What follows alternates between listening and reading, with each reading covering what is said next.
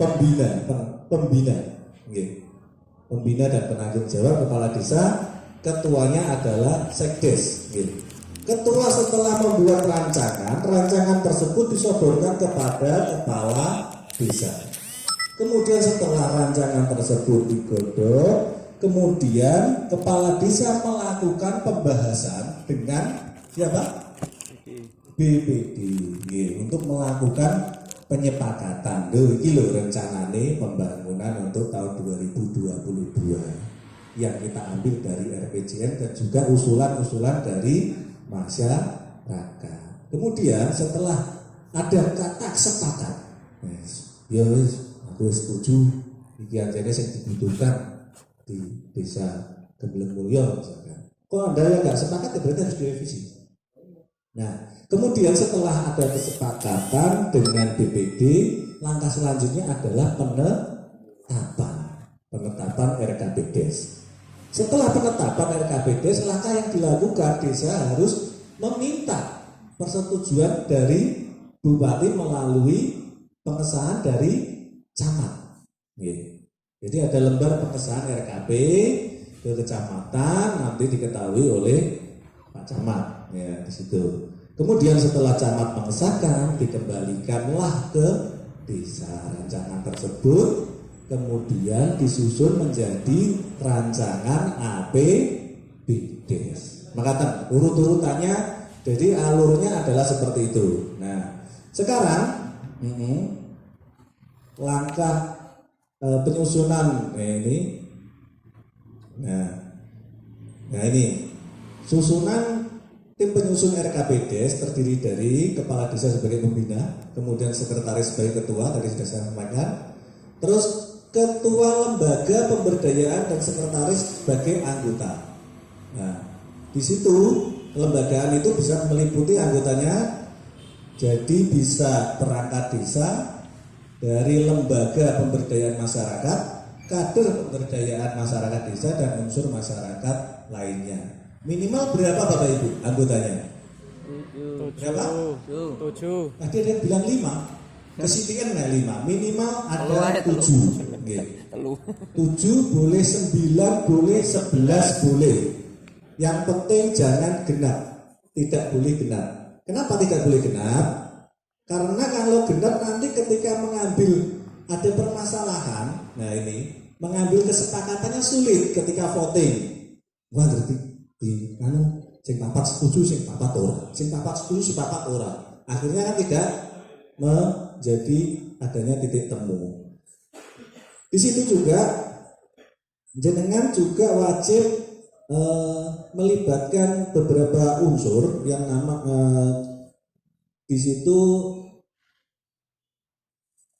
Nah ini juga ketika terjadi perubahan kebijakan dari pemerintah, sudah difasilitasi medianya, yaitu melalui penjabaran Perkades, penjabaran APBDes. Nah untuk tahun ini kita sudah melakukan Perkades penjabaran APBDes sebanyak kalau nggak salah 2, ada yang 2, ada yang 3. Ada yang 2, ada yang 3, karena yang 7 desa itu rata-rata sudah 3 kali. Karena kaitannya dengan kebijakan yang untuk penanganan COVID, kemudian ada yang untuk SDGs, dan yang terakhir adalah untuk operasional ator. Kemudian Bapak Ibu yang saya hormati, setelah jenengan mencermati pagu, juga panjenengan harus mencermati keselarasan dengan kebijakan-kebijakan dari pemerintah, baik itu kebijakan dari pemerintah kabupaten, pemerintah provinsi maupun pemerintah pusat. Apa sih yang jadi isu yang saat ini menjadi fokus dari pemerintah? Misalkan nih, kita ambil contoh untuk tahun lalu, 2 tahun yang lalu, kebijakan dari pemerintah Kabupaten Rembang itu mewajibkan adanya garam beriodium, pemeriksaan garam beriodium. Terus ada dulu itu kalau nggak salah perpustakaan desa, kalau nggak salah dulu juga ada yang namanya minimal untuk kegiatan non fisik adalah 30%. Itu juga harus dicermati untuk dalam penyusunan RKPDes. Kemudian juga ada kaitannya dengan provinsi. Dari provinsi biasanya ada kebijakan-kebijakan RTLH, misalkan bantuan provinsi. Kemudian ada yang bantuan sarpras provinsi maupun ketahanan masyarakat. Itu juga harus panjenengan semua cermati. Bapak Ibu yang saya hormati, selain mencermati kebijakan, panjenengan juga harus mencermati yang namanya RPJM. RPJM di tahun ketiga, berarti tahun ketiga ya. Nah, ada enggak kebijakan-kebijakan yang ada di RKP ini yang tidak ada di RPJM? Untuk tahun ini sudah ada 2 kegiatan yang tidak ada di RPJM Induk. Saya yakin ada. Ya. Kenapa Mas? Kenapa? SDGs. Nggih, SDGs sekali napa? BLT. Dalam? BLTDD. BLTDD ada. BLTDD maksudnya bidang 5. Napa? Satu lagi? Sing ditekoki ini. Pemutakhiran data. Itu saya yakin tidak ada di RPJM Induk. Nah, solusinya bagaimana, Mas? Ya, solusinya adalah dengan cara merubah RKPDes dan mereview RPJMDes. Nah, iki ora rapat nih. Dan ini kemarin kita sudah melakukan pembahasan dengan Bu Kasih bahwasanya nanti untuk review RPJM dan untuk perubahan RKPDes nanti sekaligus disampaikan ketika dibarengke ngoten nggih? Dibarengke ngoten nggih? Kok udah ngantuk gitu ya? Dibarengke kalih ketika APBDes perubahan ngoten nggih? Jadi nanti disampaikan kepada masyarakat sekaligus untuk RKPDes 2022 sama yang direview untuk RKPDes tahun 2021 sama direview di RPJM-nya. Karena masyarakat wajib tahu karena itu alurnya kan seperti itu. Kemudian Bapak Ibu yang saya hormati, ini untuk penyusunan rancangan RKPDes. Jenengan juga kalau di sini panjenengan wajib juga menyertakan namanya perencanaan yang akan disusun atau akan dilakukan. Kemudian panjenengan juga kadang ada pertanyaan. Sebenarnya yang benar adalah ketika perencanaan itu harus sudah lengkap dengan RAB. Harus sudah lengkap dengan RAB. Mohon maaf ini kita mempermudah untuk Bapak yang saya hormati. Kemudian setelah disusun jadi satu usulan-usulannya, setelah dilakukan untuk kepada BPD penyepakatan, berarti langkah yang dilakukan adalah penetapan RKPDes. Dalam penetapan RKPDes ini harus wajib mendatangkan beberapa unsur. Yang pertama yang wajib hadir adalah pemerintah desa. Yang kedua ada BPD, dan yang ketiga unsur masyarakat sesuai dengan kondisi sosial budaya. Jadi sesuai dengan kondisi sosial masing-masing. Bapak yang saya hormati, dalam penetapan RKPDes tersebut agendanya adalah untuk menetapkan apa yang sudah disepakati oleh BPD. Nah, Bapak Ibu yang saya hormati, untuk isu yang terbaru dan yang menjadi perhatian pemerintah saat ini adalah untuk pengentasan kemiskinan. Hal ini merupakan SDGs desa yang pertama, desa tanpa kemiskinan. Jadi dari hasil pendataan SDGs yang sudah dilakukan kemarin itu di tingkat nasional ini sudah dapat di breakdown. Di bawahnya adalah yang namanya kemiskinan kronis. Ini tambahan dari saya. Kemiskinan kronis. Mas, kemiskinan kronis itu sing piye? Kemiskinan wong wis miskin ada kronis. Nggih. Kalau miskin, kemiskinan ini berarti adalah dapat dilihat yang pertama yang kasat mata adalah dari bangunan rumah. Rumahnya layak huni atau tidak layak huni. Ini indikator pertama yang bisa dilihat dari warga miskin. Kemudian indikator yang kedua setelah dari rumahnya adalah dari besaran penghasilan dalam satu keluarga dibagi anggota keluarga. Misalkan Mas, ada yang berpendapatan dalam satu bulan cuma 1.200.000 status sebagai pembantu rumah tangga. Dua anak telu misalkan. Berarti dengan yang bekerja ini anggota keluarganya berapa? 4 gitu. 1.200.000 dibagi 4. Berarti ketemu ini kan 300. Gitu. Ini masuk dalam kategori miskin kronis karena satu orangnya dikatakan miskin itu jika di rata-rata penghasilan dibagi anggota keluarga ini ditemukan adalah senilai 400.000. Kalau itu miskin. Di dalam Permendes nomor 7 tahun 2021 untuk prioritas penggunaan dana desanya itu kurang lebih masih sama Bapak Ibu. Jadi di antaranya penggunaan prioritas dana desa itu yang pertama ya diperuntukkan untuk pemulihan ekonomi nasional sesuai kewenangan desa. Selanjutnya program prioritas nasional sesuai kewenangan desa dan mitigasi bencana alam dan non alam sesuai kewenangan desa. Jadi di sini sudah cukup jelas dana desa itu dipergunakan mencakup tentang kewenangan desa. Jadi yang bukan kewenangan desa tidak boleh dibangunkan dengan dana desa, gitu. Gini Pak, ini kan ada 3 prioritas penggunaan dana desa di tahun 2022 yang bermitigasi kewenangan desa.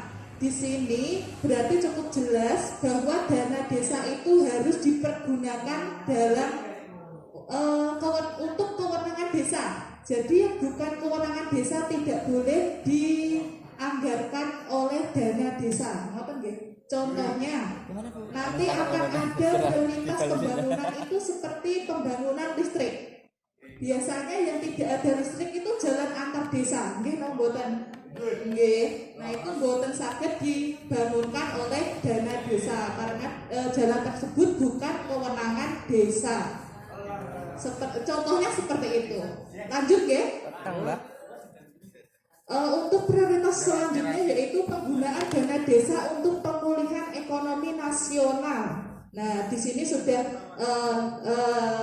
contohnya ada penyediaan listrik desa tadi, tapi listrik desanya yang ada di jalan-jalan desa. Kalau untuk antar desa, dana desa belum bisa mengcover di tahun 2022. Selanjutnya untuk penggunaan dana desa untuk program prioritas nasional. Di sini bisa dipergunakan untuk pengembangan desa wisata untuk pertumbuhan ekonomi desa yang merata.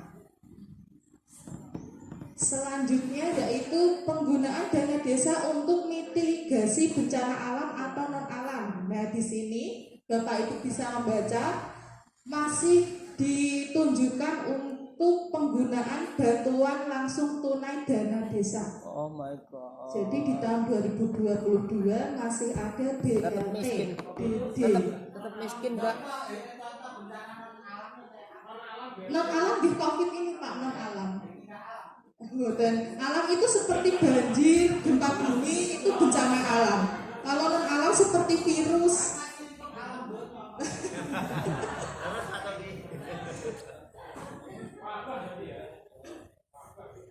Lanjut. Dan ini untuk bencana non alam lainnya sesuai dengan kewenangan desa dan diputuskan melalui musyawarah desa. Jadi semua pengambilan keputusan melalui musyawarah desa. Dan untuk penetapan prioritas penggunaan dana Mengatasi desa kemiskinan yang melalui lain, yaitu PLTD, susah masih miskin ada lah. PKTD, Bapak Ibu. Tapi di sini PKTD-nya tidak sama seperti tahun kemarin. Kalau tahun kemarin itu 50%-nya dari pagu fisik total. Tapi di tahun 2022 ini bisa dibaca di poin 04. Pembiayaan padat karya tunai desa dialokasikan untuk upah pekerja sekurang-kurangnya 50% dari biaya kegiatan PKPD. Yang dimaksudkan biaya kegiatan PKPD itu jadi misalkan di desa Gembleng Mulyo sisa kegiatan fisik itu ada 300 juta. Kalau tahun kemarin kan harus 150 juta untuk PKPD deh. Tapi di tahun 2022 itu desa menganggarkan kegiatan PKPD sesuai kemampuan desa. Misalkan Gembleng Mulyo hanya mampu 10 juta. 10 juta untuk PKPD, berarti 10 juta itu nanti 50%-nya dipakai untuk pembayaran upah. Jadi tidak sampai 50% dari total pagu fisik, tapi kemampuan desa berapa untuk menganggarkan PKPD dan 50%-nya harus berupa upah. Nah, untuk kegiatan PKPD tersebut 50% itu susah ya Bapak Ibu. Kegiatan beton, talut dan lainnya itu tidak sampai 50%. Jadi itu tetap untuk kegiatan normalisasi dan yang lainnya. Sampai di sini ada yang ditanyakan untuk PKPD harian ya. Ada terima nek ngerti dong. Dino gak form tanda tangan. Gak form tanda tangan. Dan ini ada beberapa contoh kegiatan prioritas penggunaan dana desa tahun 2022. Ini masih ada BUMDes dan pembangunan seperti pariwisata desa dan yang lainnya. Ini nanti PPT-nya bisa saya share nih. Nanti bisa dibaca sendiri. Wah. Kirim ke sana. Ini juga masih sama penyediaan listrik desa. Lanjut untuk pembangunan dan pengembangan usaha ekonomi produktif. Ada beberapa contohnya yang bisa digunakan dan dianggarkan oleh dana desa, serta ada pendataan desa lagi dan pencegahan stunting di desa. Dan ini untuk mitigasi bencana alam dan non alam masih ada sama, yaitu desa aman COVID. Dari saya cukup. Ada yang ditanyakan Bapak Ibu? Terima kasih. Iya Pak Tuki.